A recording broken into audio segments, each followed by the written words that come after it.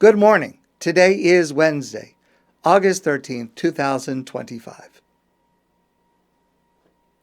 Saying a blessing before eating food is a practice that is shared by many faiths. Saying a blessing or saying grace. It is a mitzvah to say a bracha, a specific bracha, before eating each different kind of food. It's a mitzvah d'Rabbanan, a rabbinic obligation. What is unique to Judaism is the bracha achrona, to say a blessing after we finish eating. That is not so widespread among different religions and cultures. And that bracha is commanded in this week's Torah portion, Parsha of Eikev, V'achalta, V'savata, Uveraktas Hashem Elokecha. You should eat and be satisfied and bless Hashem your God for the food that He is giving you. And that is required by the Torah. It's interesting that for the bracha before we eat, it's a very short bracha. Whatever the food is, hamotzi lechem min haaretz for bread, shakol nied v'buro, brei pri hagafen, it's a one-line thing. But the bracha achrona, the blessing after we eat, is much longer. If we've had a meal with bread, the birchas hamazon is several pages. It takes some time, 5, 6, 10 minutes to say it properly. And even the bracha achrona, which is rabbinically ordained after eating cake or cookies, ala milkia, that's a long paragraph. And even just after a snack, Borei Nefashos is a paragraph. And it's strange because the only bracha that is mandated by the Torah itself is the Birkat Hamazon, the benching after we eat, which is a very long bracha. And the bracha before, again, is just a rabbinic mitzvah. I mean, I don't mean to belittle it, but it is of rabbinic origin. Why the emphasis on the bracha after we eat? So I want to share with you an approach of Rabbi Hirsch, and his idea applies to many, many different subjects. He makes kind of a fundamental statement that if we ask the question, where does a certain mitzvah occur? Where in the Torah does a certain mitzvah occur? There are certain mitzvahs that you could think they would apply. They could have been written down in a number of different places. They're not necessarily connected to the narrative of that spot. Why is this mitzvah listed in this spot? And so the general idea that Rabbi Hirsch says is that a mitzvah is placed in the Torah where you least expect it, where you would think it would not apply. That's where the mitzvah applies. I'll just give you one example. There's a mitzvah when a person passes away to bury them without delay, and that's considered an honor to the deceased. Now, where does that mitzvah appear? It appears in a situation of capital punishment. When a person has done something so terrible that is deserving of capital punishment, and the Jewish court imposes capital punishment, there the Torah says the burial should be done without delay as an honor to the deceased. In other words, in the one case where you might think there should be no honor shown to the deceased because he was a terrible person deserving a capital punishment, even there's a mitzvah that once the person has died, that their body has to be treated with respect. And he explains many, many mitzvos in this kind of a manner, including this one. And the answer for the bracha achrona, for the benching after we eat, is clear once we look at the context of the verses in this week's Torah portion. So the Torah says in the Parsha of Eikev as follows.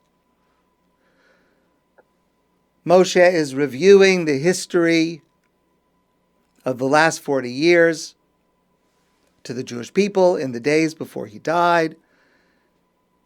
And Hashem is saying, Ve'achilcha saman. For 40 years in the desert, I fed you man, this miraculous food. Asher lo yadata v'lo yadun avasecha. You never saw such a thing, and you never heard of such a thing. Nobody ever had such a thing as this perfect food. Why did God provide this manna, the food, in this way? Ki Hashem Elokecha maviacha el eretz tova, eretz nachalei mayim. God is bringing you to a land that is very good and very fertile. And there's water, and all good things grow there. There's wheat and barley and grapes and figs and pomegranates and olives and dates. A land that is not missing anything. So the contrast is, in the desert, you were fed the man. And remember, the law of the procedure for the man is, every day you collected as much as you needed, but no more. So you had to develop the feeling that you rely on God for your food. Because you can't store it up. You can't have a week's worth. Only by the grace of God that God decides tomorrow to also put out the month. So there is this inherent idea that what we have comes from God. And therefore, for 40 years, they're getting used to this idea. But now, once they go into the land of Israel, it's all going to be different. It's all going to be different because it's a fertile land, and you can grow anything. And once you start to grow anything, then, v'achalta, when you eat from this land that I've given you, and this land that provides plenty, v'savata, and you are satisfied. So now you're not hungry anymore. You have everything you need. And you have enough for the next meal. You have a farm, you have a field, you have a grain silo. So you've got food for the rest of the season. And it could be exactly at that moment a person thinks to themselves, well, now I don't need God. Now I have everything I need. I planted it myself. I harvested it myself. I made it myself. I took care of it. God says, no. V'achalta, v'savata, eat it, be satisfied, uve'raktas Hashem Elokecha, and then bless God. Al haaretz hatova asher nasan lecha, for the beautiful land that He has given you. That's when you need to bless God. It's easy to understand saying a bracha when you're hungry. In fact, the rabbis say that the source of saying a bracha before we eat, it's intuitive. Svarahu. It's obvious. We're hungry. We need something from God. So we have to ask permission. We say a bracha. Thank God for this food, because I'm hungry. I need it. I need you, God. Just like the man. Every morning, I need you, God, because if you don't bring the man, I have nothing to eat. But when you're full, when you're satisfied, that's when it's easy to forget God. Hishom Elocha, be careful. Pen tishkachas Hashem Elokecha. that you do not forget God at that moment when you're full, when you have everything, when you have more food for tomorrow. Be careful that you don't forget Hashem. And then you'll think to yourself, Levilti shmar mitzvosav, umishpatav v'chukosav. Why do I have to observe all of God's laws? If I have nothing, I have to listen to God. But once I have what I need and I can provide for myself, why do I have to do all these mitzvos? Why do I have to keep all these commandments? Be careful. Hashem says, don't forget. Pentochal v'savota. What might happen is you're going to eat and you're going to be satisfied. Ubatim tovim tiv neviyashavta. You're going to have beautiful homes that you're going to live in. Ubakar chavetzoncha yirbiyun. And you're going to have large flocks. V'kesev izav yirbelach. And you're going to have gold and silver. You're going to become wealthy. V'chol asher lecha yirbeh. And all of your possessions will increase. V'ram levavecha. And you will become arrogant. V'shachaktas Hashem alakecha. And you will forget Hashem your God, Hamotziacha me'eretz Mitzrayim mibeis avodim, who took you out of Egypt when you were slaves. You forget about that. Now I have everything. I don't need God. I'm satisfied. I have enough food. I have enough food for tomorrow. I have everything I need. What do I have to remember God? V'marta bilvavecha, and you may say in your heart, Kochi, it's my strength.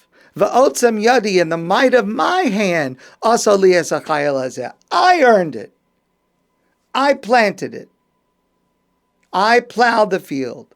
I fertilized it. I harvested it. I made the what grows into food. I baked the bread, and it's mine. Why is there all this food on the table? Because of me. Because I worked hard. Because I earned it. Because I'm deserving of it. Don't do that. It's at that moment, when you're full, when you have everything, when you're satisfied. No. Don't forget. V'zachartas Hashem Elokecha. Remember Hashem your God. Ki hu hanosein lecha koach la'asos chayil. He is the one that gives you this strength to achieve all this. And therefore you have to observe the commandments that He has commanded you. Leman hakim es briso. In order to fulfill the covenant, the relationship, the promise that you have. Asher nishba lavasecha kayom hazeh. The promise between God and us that was made, the relationship, the contract, that God will give us this land and we will not forget God and we will observe the commandments. V'haya im shakoach tishkachas Hashem Elokecha. But what happens if you do forget God? Well, once you forget God, you're going to start ascribing your success to all kinds of other things. And that can lead v'olachta acharei Elohim acherim. That could lead you to serve other gods. Oh, it's the sun that did it. It's the God in charge of the sun. It's the God in charge of the farm. It's the God in charge of business. V'avadatam, and you may come to serve these other gods. V'ishtachavisa lehem, and you may bow down to them. It's the stock market.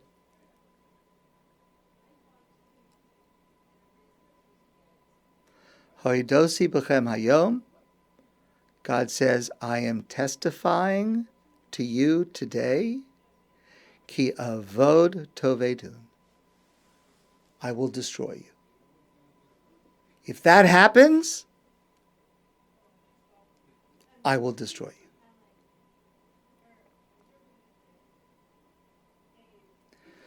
As soon as we finish eating,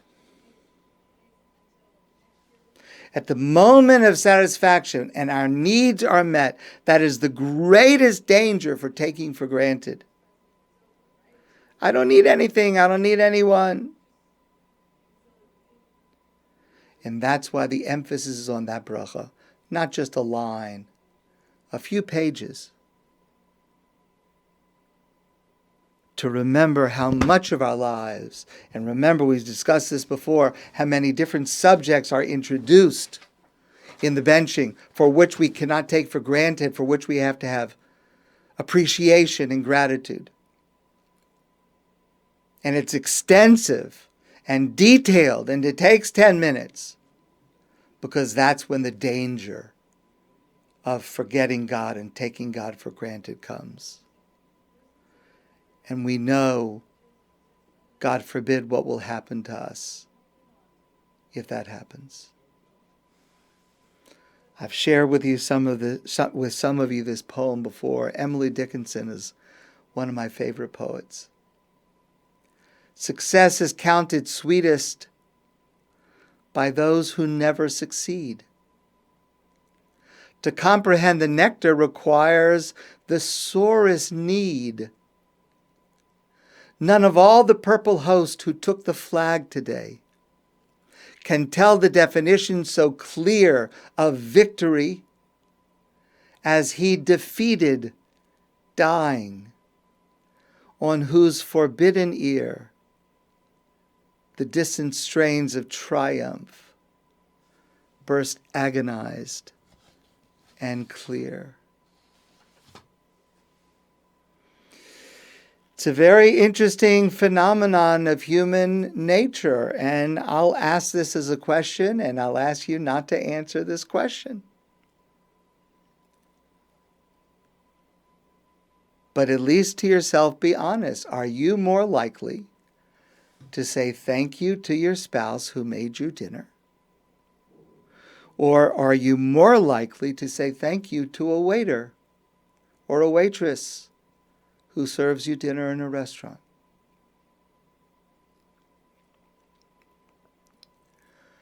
Are you more likely to speak nicely and softly during dinner with your family? Or if you're with a group of friends at a restaurant?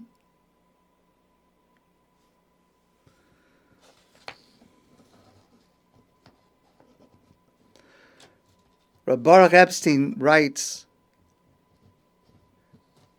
why does the Torah have to promise a long life for honoring parents? It's one of the only mitzvos where the Torah gives a specific reward next to it. If you honor your parents, you'll live a long life. Isn't the importance of this mitzvah obvious, to honor your parents? Why do you have to be promised a reward? And he answers, since we are so accustomed to being with them, we take them for granted. And therefore the Torah has to make a special point of the importance of honoring our parents. So often, we take for granted those closest to us, including God. And benching, with its length and with its higher authority of coming directly from the Torah in our Torah portion, should be a reminder never to take God for granted, especially when we are all satisfied and have everything that we need and our stomachs are full. And the benching should be a reminder that we are always dependent on God, even or especially when we think we are not in need. And we should learn from this globally in every other area of our lives. The philosopher George Santayana once said, we cannot know who first discovered water, but we can be sure that it was not the fish. Why not the fish? Because water is all about them. They breathe it, they taste it, they swim in it. For them, water is too obvious to be noticed. Could it be that only when they are caught in the fisherman's net, trembling gasping for air, the revelation occurs to them. And the benching should remind us to take a moment to appreciate someone else in our lives who we may be in danger of taking for granted. And in that way, we fully fulfill the mitzvah of v'achalta, to eat, v'savata, and to feel satisfied, to enjoy, but then to remember from whom it comes. Uveraktas Hashem Elokecha. To always remember, especially when we are in danger of forgetting, to remember that it comes from God. My friends, I wish you a great day, and I look forward to seeing you soon in person.